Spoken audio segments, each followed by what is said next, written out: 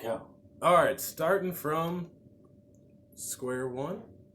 All right, we can start from Start from square one. I mean, like, we don't have to start from square one. All we're doing is reviewing Predator 2. It's a very good film, wouldn't you agree? Oh my god, it was great. All right, so I believe within the first scenes we get some good action and such, but, and moving on, We'll just jump straight into the weapons. straight onto Predator's weapons and strengths. this All sandwich right. here.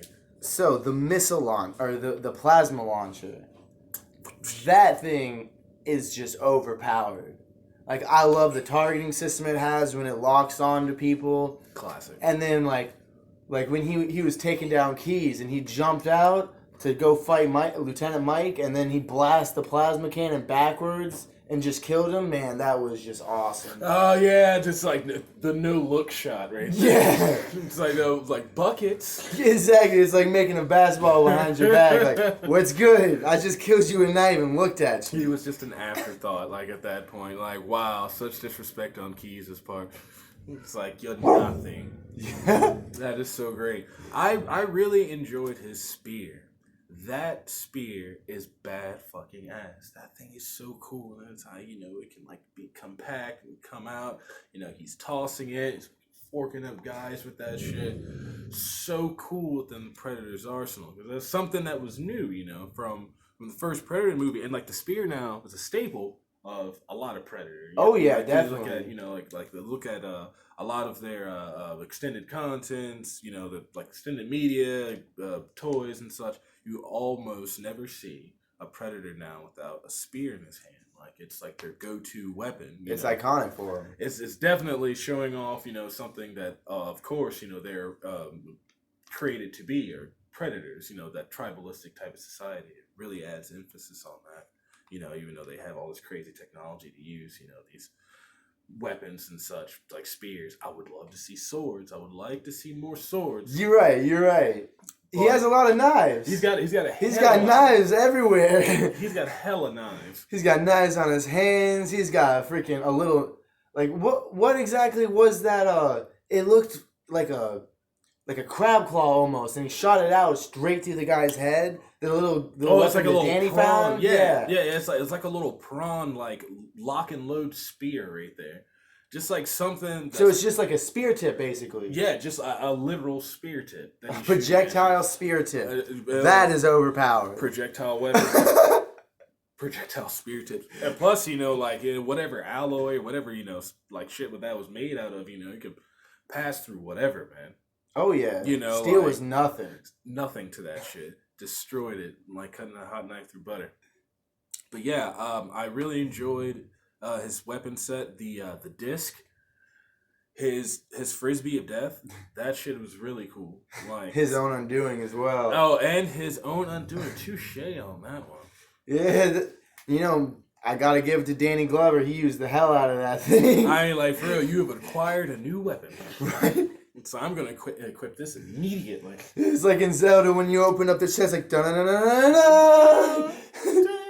Just sword battling with a disc, like. I'm equipping this immediately. And then the net that he just cast on people and just slices them into pieces. Now that net was so fucking rad. Like, oh man, like when the first guy uses it, or when he uses it on the first guy, when they have that scene within the penthouse. Like, I was not initially, when I remember first seeing it, I was not initially expecting that. I was like, oh yeah, he's just trapped. And then like that shit started tightening down, man, and he started getting just cubed and checkered, and I was like, holy shit. And the first thing I was thinking about too, like seeing it again recently and comparing from Resident Evil when they're in the hallway with the blue lasers trying to go to the hive. Yeah. And the guy gets like cubed out. It's like falls to fucking just falls to pieces. And I was just thinking like that's the fate of that fucker that's on the wall caught by that net. That shit's gonna keep on tightening. Good shit for Danny Glover and making it to the end to be able to use that. When he got out of the net. Yeah, to use the disc of death to get out of that shit. Yeah, that was fucking good thinking. Like, I don't know if I would have been that quick. Oh, no, I don't think so either. But, I mean, I'm pretty sure at that point you're just trying to move too. Like, Yeah, you just get this off Get me. this shit off of me. I am dying. I am dying, and it's happening fast. The propulsion knife that he used, dude. I don't remember exactly what scene is. They cut away at it. Like he kind of like did a little something on his arm, picked up, and a knife pulled out, and all you see is the guy just screaming and a shooting noise. Like, Oh yeah, his gauntlet knives. yeah. Yeah, he's got a little bit of Wolverine on him with that one. Yeah. Like those things are a staple of Predators. I think in most cases, that's like one of their go-to weapons. Like I remember seeing a lot of them with that accessory, or dual versions of that accessory, and I guess that does make up for it when it comes to their swords, because also in the Predators movie, there is a Predator that has a samurai duel Oh snap. with one of the guys that he's hunting.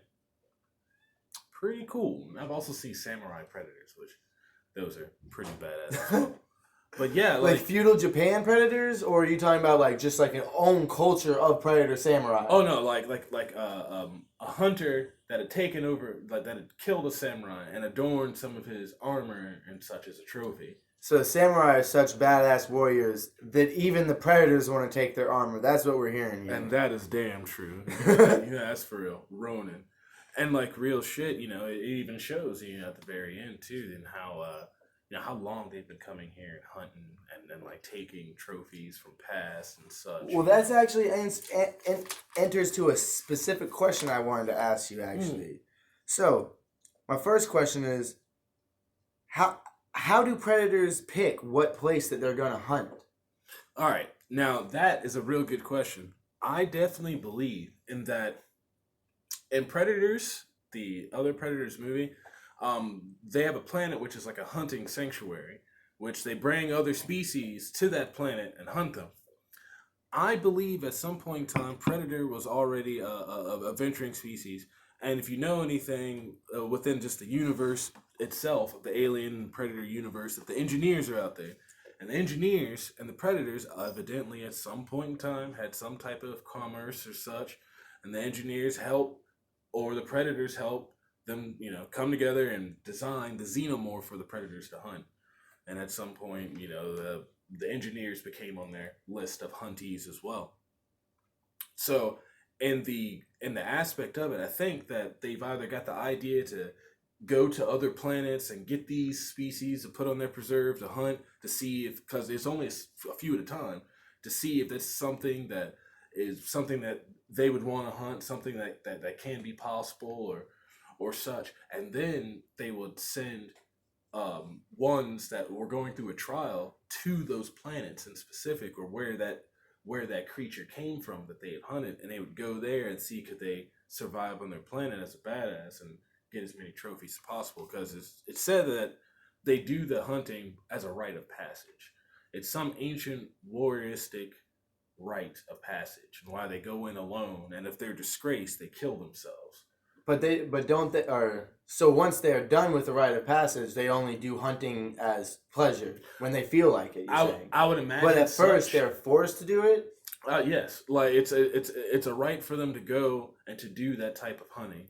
Now, I know that it has to fall within their religious ways to keep on hunting, but I think that's when they'll hunt like together in groups or in packs, or do things like that. But I think it's always when it's a sole single predator, he's there for a specific mission, and if it's not a specific mission like it was in Requiem, I believe. Like, he was there just to kill the Pred alien. Yeah, like, that was his only mission. That was his only mission there. So he was, as you can see, he was a badass. He's probably already experienced hunter that has done his trial and such, and he survived till like the bitter end, using every weapon in his arsenal.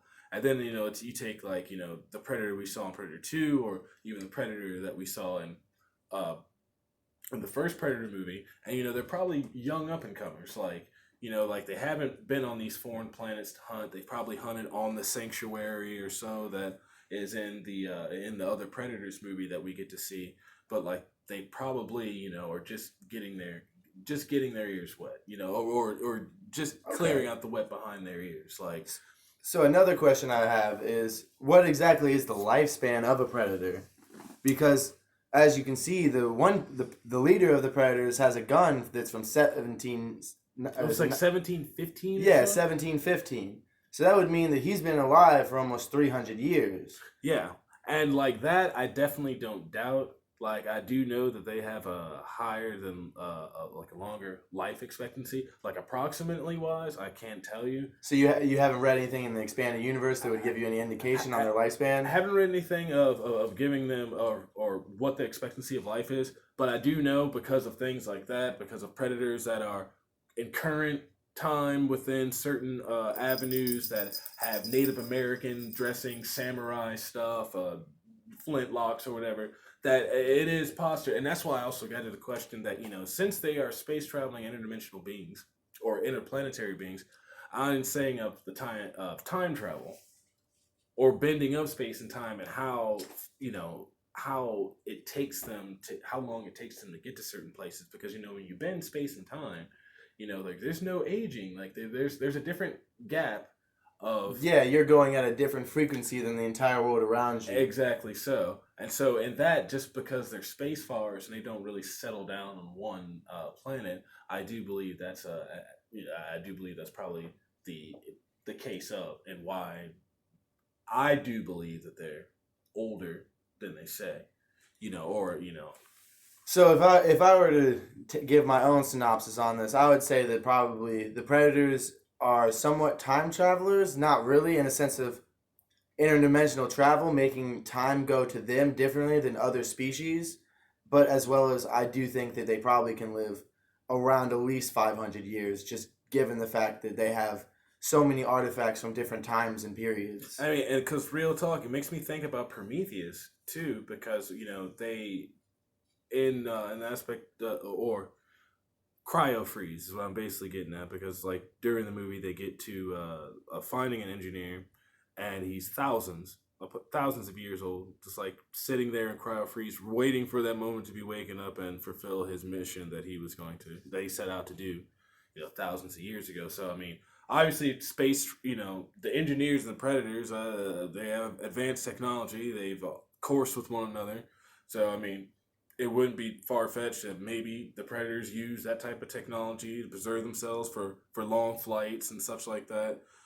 Because I mean, like, I only presume, even if they use light speed travel, it might take them, longer than perceived. But that's one thing I haven't dug into too much, is the alien craft technology. They do have some interesting tech. It is also insinuated in Requiem that one was able to reach one of their home planets to Earth in roughly less than maybe a couple of days or so.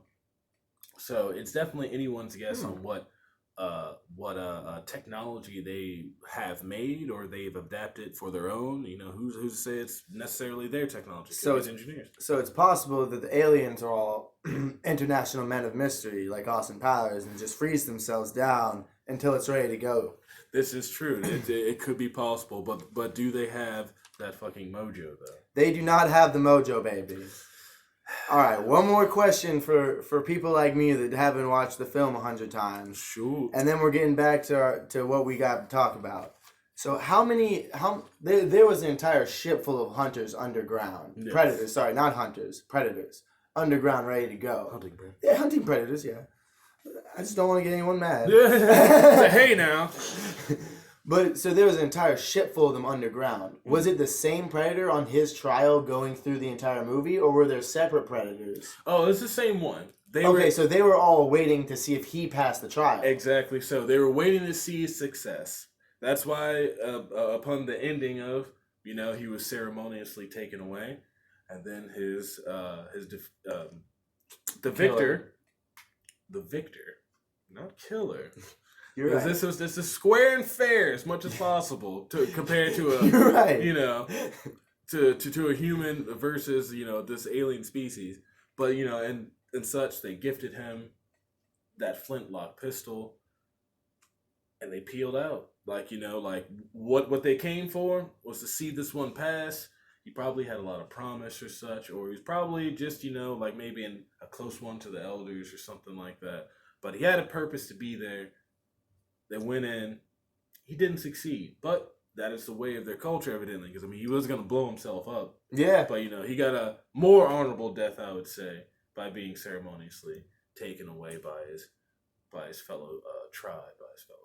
Well, at least Earthlings aren't all that weak. We've taken out like plenty of predators, so we are viable prey. And that was a good question when you asked me too, and it's like why, like how does he choose who he kills? And I was like, yeah, he looks out for the best fighter. That's why like a half a predator, I believe, with the bending of light, the invisibility clicks they use, it's just observing. Like they like to observe. How they record sounds, and play them back and such. Because they definitely want to know as much about their prey as possible. Oh, going back to the weapons real quick though, the skin vacuum. I found that so interesting. Cleaning to where the skull. he's like, I gotta get this clean. You just see all the skin and blood and fluids coming out. When I watched it, I thought he was drinking straight from the skull. Like, this is how I get my fix, baby. Some of that skull straw right there. Get all that skull juice. Get all that skull juice. Yummy. No, that shit. So we get some of that skull juice. Oh my goodness! I mean, does he take it room temperature? Is like it chilled a little bit? What's going on? Well, he probably takes a chill, seeing as you don't see him drinking it there. No, I'll say yeah. He put it away for later, guys. He definitely has to use a straw. He has no lips. He must probably use a straw to eat. Man. Oh man, they must be so messy when they drink stuff. Just pour it all in, hope for God it gets to the right place. I'm sure of that. If they drink at all, then that's an interesting concept. That is an interesting thing. I don't even know if they even drink H2O. That's funny. Never really heard much about them drinking shit. They're always eating something. No, never seen them drink anything. It wouldn't surprise me if like that's like solely their diet. Like they drink blood and like just eat meat or whatever meat they get. Because he said he doesn't eat his trophies, so he doesn't eat human flesh. Well, you know that. It's possible maybe, now this is talking from complete inexperience, so maybe his mask, the way that he kind of circulates his own airflow into his body, maybe that also is a system of hydration. I mean, this is true too, because we don't necessarily know what atmosphere they breathe, but it's very close to ours, but they come from definitely more like humid, jungle-ish type. Yeah, because as soon as you see it, it's spewing like fluid everywhere. Have you noticed they're always like kind of like wet looking? Yeah, like the skin like a reptilian type of wet look to them. And so yeah, I think that probably has a large part to do in it. Because I mean, you saw that even after he removed his mask, like how he was using the respirator and shit. Yeah, he's like, I need this shit real quick. He's like, like this smog out here in LA is fucking me up. Like, I can't deal with this right now. Can't deal with all this pollution. Because yeah, I do think that there's a denser humidity on their planet or their planet of origins. I definitely agree. What I don't even know if they necessarily have a home planet, but I do know they occupy a lot of different spots in space with their ziggurats and pyramids and such. Well, I'm sure that they have a home base that is just not that important. It's more like a breeding grounds in a sense. Oh yeah, like where they started. Yeah, it's definitely something sacred to them, right? Like, but they probably stay away from it, so nobody even tries to come close to it. Honestly, anyone that's hunting them. Or it could be a good backstory behind it, like the engineers destroyed it or such. Yeah, that could be it too. Or maybe even like the aliens took it over and they had to abandon it. That's probably why they fucking hate xenomorphs. Exactly. That could be where the hatred lies and why they actually go out and will just completely obliviate entire planets that have them on it. Yeah, exactly such. Like, if you took our planet, we'll take every planet you ever get. We're taking these shits and turning the Mandalorians. Yes. All right. So what's the next topic of discussion? Oh, so yeah, we're moving down to the actually, what we were just talking about was just the xenomorph skull being seen in there. Now, when as we were talking about with cleaning the skull, you see how anal he gets, and he's cleaning his trophies, like down to everything and sucking all that shit off, and getting like a nice, good like polish on it. And from the first movie to the second, that was a big, new look at the equipment and such of the Predator and how invested they get into really cleaning their trophies and such. And I thought that was really cool watching them get anal with that and clean it down and, putting it on the spike on the wall with his other trophies. That alien skull, that really sets things up. I hear that it was something that somebody within production was like, well, this is a good idea if we can like put one of these xenomorph skulls in there and such. And I think that was the true like start of the Aliens vs Predator universe, because that shit didn't come back around till years later, and like only via comics and such, as I guess and it started in popularity because it was an idea that spawned there. But like during that time, I think it was right around the same time as the other collaborations of them like doing Alien versus Terminator and such. And then it's like, well, the alien thing was right there in the movie, and so continuing that on forwards, Alien versus Predator. And I could be mistaken if that wasn't the first one to give them that idea, but then afterward, like Alien versus Predator versus Terminator. Like you're getting like all these big. It's ridiculous. You're getting all these big like things, like these big crossovers. But long story short, I think that's exactly where it started. Was within that movie, and then like fans taking that, because I'm not exactly sure the movie was a total like film success, but like what spawned from it, the Sega video game. I played this shit as a little kid, like the Sega video game, and then the PC adaptation, and then they had a lot of the lore of the book and such coming out, and I guess just by cult following, it's like, okay, well, there's a space for the franchise. So I think that was the best thing they could have done, is just branch it out into that community, because I think that's definitely expanding their horizons. I think that's what kept it alive, is on bookshelves and comic stands. But that brings up a great question of you bringing up the xenomorph skulls. Did he find the xenomorph skull on Earth? Did he kill that xenomorph on Earth? Because you also see something that resembles a T-Rex skull, but it looks kind of otherworldly if you look at the jaw of it and its teeth. It's all crazy looking, growing over top of each other, like almost like it has like 3 layers of teeth almost. So it kind of looks like a T-Rex, but also looks like an otherworldly animal.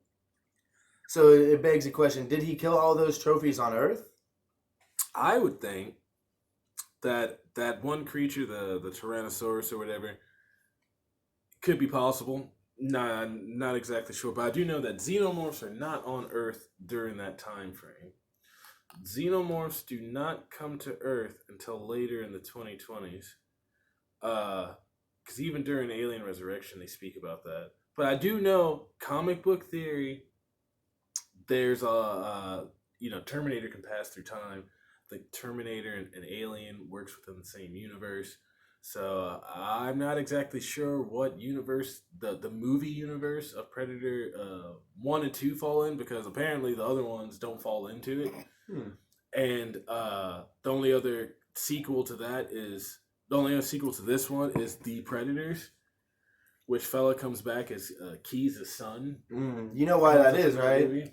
They didn't want on-site Lieutenant Mike to come at him again. They did not. They couldn't deal with that universe anymore. It's like, you know what? Like, okay, I guess on-site Lieutenant Mike's gonna be around 70 something or such, and I was like, he's still an ornery bastard. And it's like, okay, we can't do anything with that. I'm like, oh, how about we just skip the plot along? But yeah, I mean, it's interesting. They took some elements from Predators, like I said, with like the different sizes of them, but still, like the AVP connected to these ones are separate. Like they're together, they're separate, which is really cool, because one of the Predators at the end of the movie has the same design mask that those bulky first Predators used in the first AVP movie. Yeah, I know exactly which one you're talking about. Like how they have that different oriented mask, and like the mouthpiece is like more. It looks more like a respirator type look to it. And like there was one Predator that was in there standing there with the spear, the Sandy Denny spear, and standing there with this with the same model mask, which is cool because like you can see like like a correlation, like a connection, You know what I'm saying? Of like the different predator tribes, like maybe like that predator in particular was like, you know, like how they have like the differences in toys, like there's hunter predator, or this the mad predator, or this like, you know, shaman predator, or you know, you get these different style predators that can you know, they've got different jobs, they got different specialities And different weapons too. and different weapons to match those specialities. You know, special weapons.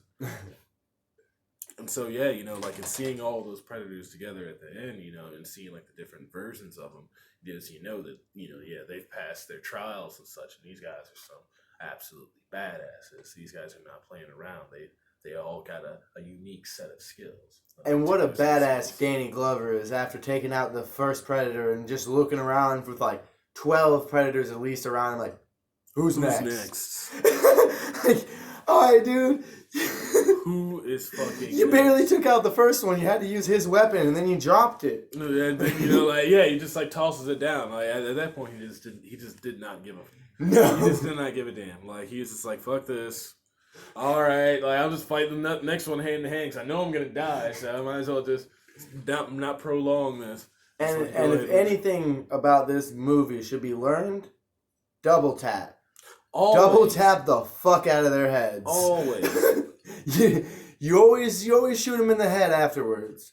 Cause that predator, I thought he was gonna get up again for real when he was twitching his lip at the very end, like after he got slid all the way up. He's like, I was like, is he about to choke him out again? Yeah, it was a good little bit from like from earlier. Like it was like, you know, like from when they had the slaughterhouse scene. Like, you know, it was like exact same thing. Like, you know, he had like shot them all up and everything. Like he's on the ground, like takes off the mask. And then, you know, you see him like twitching his upper lip or whatever before he gets in his face. He's like, oh no, he's not dead. Yeah, exactly. Oh no, he's I not thought he was dead. gonna get up for round 3. He's not dead. I mean, like, seriously, that asshole went through a lot. And speaking of, look at his healing.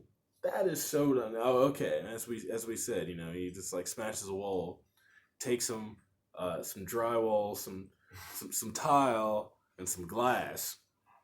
Pour some blue shit over it. What do you know? You've got yourself a molecular jelly.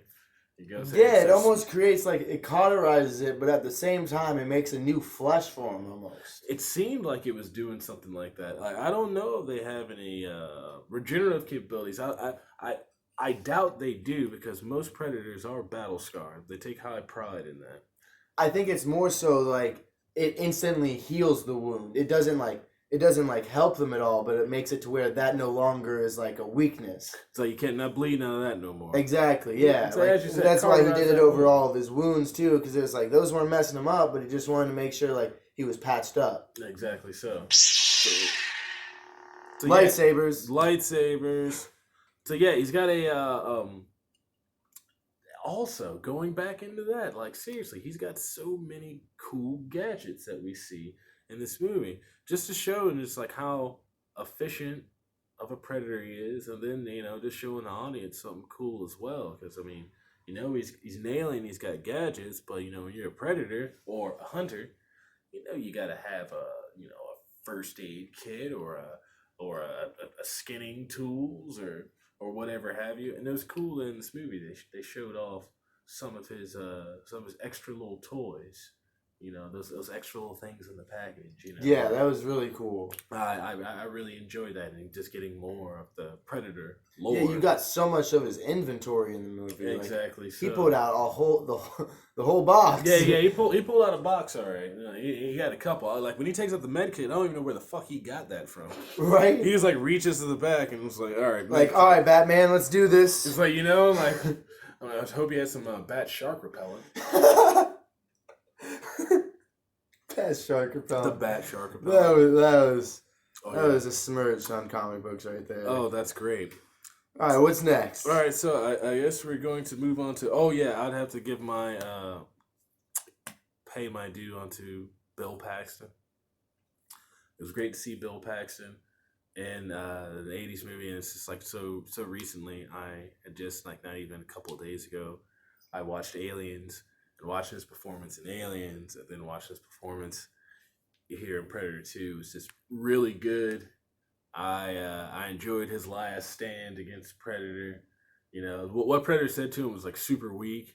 Like I mean, it should have been like even more badass to end that way, but you like get killed by this inner galactic hunter, and he said the last thing he says to you before he kills you is he wants some candy. Yeah, And I was you want like, some candy? I was like, oh, dude, which is so funny because it's kind of like a spoof for his character, or like part of his character, because like he was always making jokes and such, and like cutting to the end, and then like for it to be such a serious moment, meeting your death at the end, and that's what this beast. Yeah, he does him dirty. That's what this beast says to you at the end is you want some candy. But yeah, Bill Paxton, that's one of my favorite actors right there. And like I said, I grew up with that face on of Bill Paxton on Twister, Aliens, and Predator 2 right there. And He was in Twister? Yeah, he was in Twister. He's the main guy in Twister. If you haven't seen Twister, you suck at life. Damn. I'm just joking. Just watch Twister. It's the best movie ever. Good movie. But yeah, I really enjoyed seeing Bill Paxton. As I said, I know he passed about a year or so ago, 2 years. Yeah, ago. I heard about that. That was real sad. So yeah, shout out Bill Paxton. You're great, man. Legend in film, real shit. So and moving on, I said we had oh yeah, so that